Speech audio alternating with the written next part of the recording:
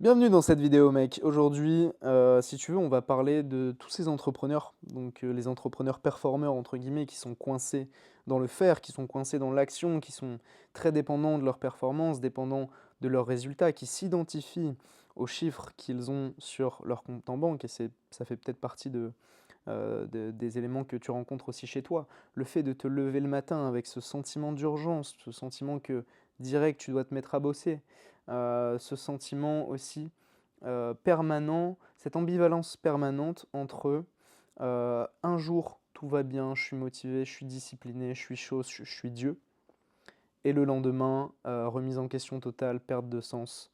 Qu'est-ce que je fais? Est-ce que je suis assez bien? Est-ce que je mérite assez? Donc tu es toujours en fait dans cette tourmente, dans cette anxiété au quotidien et ça, quelle que soit la somme d'argent que tu fasses, tous les mois. J'ai eu beaucoup, d'entrepreneurs au téléphone ces derniers temps avec, Hugo et c'est toujours la même phrase qui revient, c'est: «Je ne suis pas là où je veux être au niveau financier», quand on parle de leur problème numéro un. Mais le problème, le fardeau de l'entrepreneur moderne, ce n'est pas l'argent et tu vas le comprendre dans cette vidéo. Les profils qui font le plus d'argent sont les plus anxieux et sont le plus dans le manque. Ils ont construit une persona très puissante, donc une persona qui est compétente, une persona qui est solide, qui est confiante, qui réussit en fait, qui gagne, qui gagne. Et le problème avec ça, c'est que il y a un décalage immense entre cette personne qu'ils ont créée dans la potentialité d'un devenir, euh, qui, lorsqu'elle ne colle pas au présent, les fait souffrir.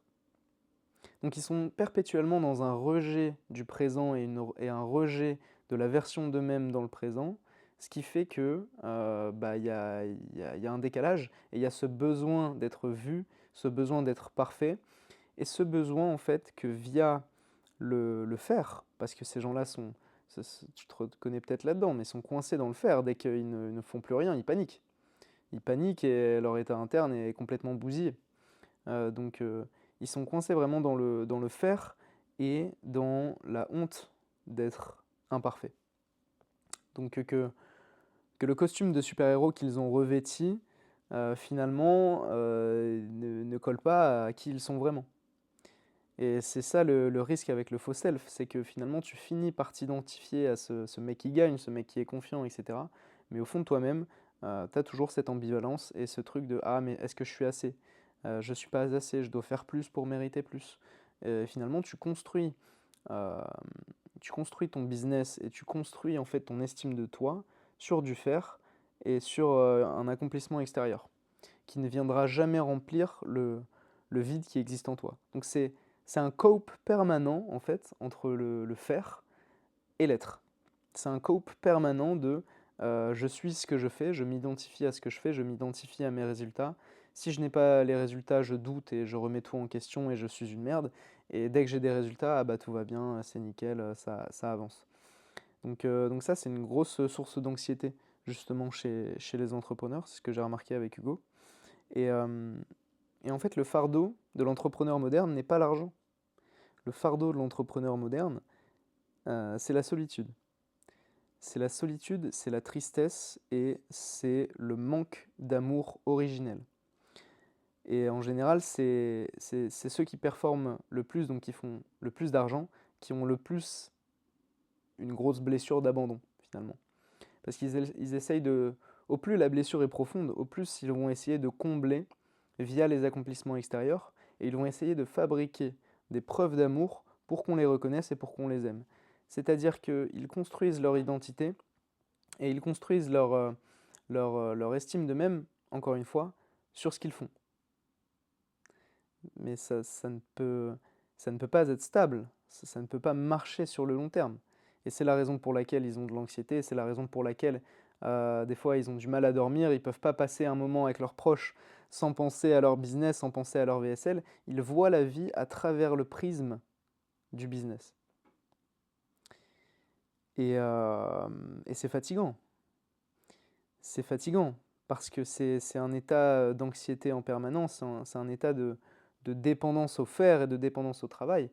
et c'est pas viable sur le long terme. Ils essayent de construire un empire sur des sables mouvants, mais au moindre coup de vent, ça bouge, ça donne un état interne désastreux, ça donne, une santé mentale, complètement instable. Un jour ça va, un jour ça va pas, un jour je remets tout en question, un jour je suis Dieu. Euh, mais ça ne peut pas être viable sur le long terme. Si tu continues de t'identifier à ce masque de super-héros et à ce masque de, de parfait, qui est digne d'être aimé via ses accomplissements. Donc, pour comprendre, moi j'utilise beaucoup la lecture de Jung. Donc il y a beaucoup de choses qui sont refoulées dans l'ombre, hein, notamment la peur de l'échec, la peur d'être inutile, la honte d'être imparfait, et encore une fois, ce que j'ai dit tout à l'heure, l'enfant abandonné qui pense devoir mériter l'amour par sa performance, parce qu'il a intégré étant petit que ah bah j'ai été abandonné, ça veut dire que j'ai fait quelque chose de mal ou que je ne suis pas assez. Il s'est construit sur la croyance de je ne suis pas assez et je dois faire pour mériter. Et la matrice des entrepreneurs aujourd'hui, la matrice du business, exacerbe ce sentiment de ne pas être assez, avec le fait d'être voilà, d'être en comparaison constante avec des mecs qui font 100K par mois, des mecs qui font 1 million par mois, des mecs qui font des très grosses sommes et qui finalement vivent dans une anxiété terrible. Donc ça, c'est aussi un piège classique, hein, c'est de croire que via l'accomplissement extérieur, tu vas trouver ce que tu recherches, ce sentiment de paix, ce sentiment d'amour pour toi-même, alors que tu es assis sur le trésor, tu es assis à chaque instant sur ce sentiment de paix et ce sentiment d'amour. Mais tu ne peux pas y accéder parce que tu es tout le temps dans le faire et jamais dans l'être. Et ce sentiment de paix et d'amour, il se trouve dans l'être et, spoiler, dans une forme d'ennui. Mais on y reviendra peut-être après. Donc, euh, donc le fardeau de l'entrepreneur, c'est la solitude, c'est la tristesse, c'est le manque d'amour originel. Et pour ça, il faut creuser dans l'enfance et dans les blessures inconscientes, en général, pour t'en rendre compte. Et le problème aujourd'hui, c'est que tu ne sais plus, en fait, qui tu es si tu n'es pas dans l'action. Qui es-tu lorsque tu ne fais rien? Qui es-tu lorsque tu te contentes juste d'être, de te balader dans la rue? Tu as du mal beaucoup à te reposer, à te poser, à ne rien faire sans avoir la tête dans le business, la tête dans le guidon. Euh, et tu n'as plus accès, et ça c'est un gros problème qui n'est pas tout le temps conscient aussi chez les entrepreneurs, c'est qu'il y a, comme tout est, ils ont un agenda de toutes les couleurs, comme tout est vraiment euh, prévu, comme tout est prévu, comme tout est planifié, il n'y a plus de place à la spontanéité, à la joie et à l'intuition. La joie n'est tolérable et n'est possible que lorsqu'il y a quelque chose qui a été fait, que lorsqu'il y a un palier qui a été franchi. Sinon, il ne s'autorise pas à ressentir de la joie. Il ne s'autorise pas à être, tout simplement. Et c'est toujours un état de culpabilité et d'être en permanence dans il faut que je mérite. Je ne fais pas assez, il faut que je mérite pour ressentir ces choses-là.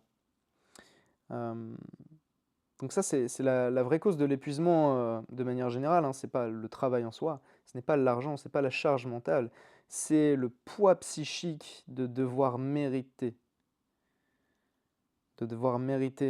sa valeur et de devoir prouver sa valeur chaque jour. Donc en fait, le shift, il se fait à partir du moment où tu sors de la performance. Et ça, c'est très dur, hein. Ça, c'est très dur quand moi, tu sais, j'étais enfin, j'avais un business de coaching, j'étais coach en séduction pendant pas mal d'années. Et je bossais littéralement 7 jours sur 7. J'étais littéralement dans la matrice du faire, de faire tout le temps, de trouver des nouvelles idées, de poster du contenu tout le temps, de toujours être là beaucoup plus pour mes élèves. Mais je ne me rendais pas compte que j'étais vraiment dans une roue de hamster. Et que ce que je recherchais par l'intermédiaire de mes accomplissements extérieurs, que ce soit dans le business ou avec les meufs, c'était la paix et l'amour. Mais je ne pouvais jamais la trouver durablement dans des accomplissements extérieurs, parce que ce sentiment était éphémère, forcément. Le vrai shift, c'est quand tu regardes à l'intérieur, c'est quand tu prends conscience de pourquoi tu fais les choses. Et tu sais, quand on est entrepreneur, au début, on se dit: «Ouais, mais moi, je fais ça pour la liberté, je fais ça pour ma mère, je fais ça pour ceci». Et j'ai encore vu une story tout à l'heure, d'un pote entrepreneur qui mettait, «Je sens que je ne suis pas assez si ma mère n'est pas montée dans un skyline», tu vois? Alors qu'elle s'en branle, tu vois, du skyline, sa daronne. Et il le met lui-même dans la story, donc il en est conscient. Mais il y a toujours cet état intérieur et ces blessures sur lesquelles il s'est construite, qui ne sont pas réglées, qui ne sont pas, observées en fait, qui ne sont pas conscientes. Ce qui fait que l'état intérieur au quotidien, c'est de l'anxiété, c'est de la culpabilité, c'est de la honte. Et que des niveaux de conscience bas, si on reprend l'échelle de David Hawkins, donc la peur, le désir, le manque, la honte et la culpabilité. Donc tu ne peux rien construire de sérieux, tu ne peux rien construire de viable et de façon sereine sur des fondations qui sont complètement fucked up, en fait. Sur un état interne désastreux, tu auras beau faire des sommes, des très belles sommes, tu, tu n'accéderas jamais au sentiment que tu recherches vraiment. Et encore une fois, c'est pas la liberté, parce que c'est ça que je voulais dire tout à l'heure. Au début, tu recherches la liberté. Mais quand tu l'as, tu te rends compte que bah, très vite, ça devient normal, en fait, et que la liberté n'est pas la dernière forme d'accomplissement en soi. Justement, c'est le fait d'être aligné, c'est de faire des choses qui ont du sens pour toi. Donc la liberté est une chose, mais une fois que tu l'as, enfin, ça devient normal en fait.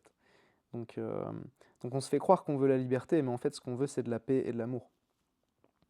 Et on ne peut pas, encore une fois, le trouver à l'extérieur via des accomplissements et via la performance.